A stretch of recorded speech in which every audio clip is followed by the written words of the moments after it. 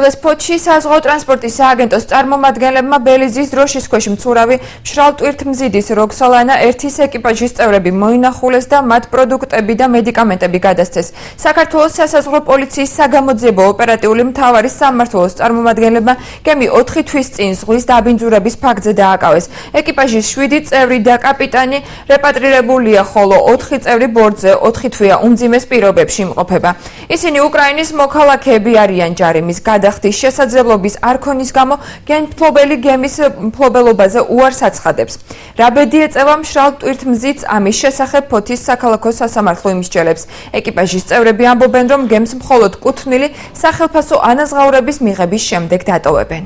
საქართველოს ეკონომიკისა და მდგრადი განვითარების სამინისტროს უშუალო დავალებით საზღვაო ტრანსპორტის სააგენტომ საკუთარი სახსრებით შეიძინა ძირითადი საკვები პროდუქტები, სასმელი წყალი, მედიკამენტები და მოვიტანეთ გემზე, რათა მეზღვაურებს ჩვენს უკრაინელ მოძმეებს დავეხმაროთ.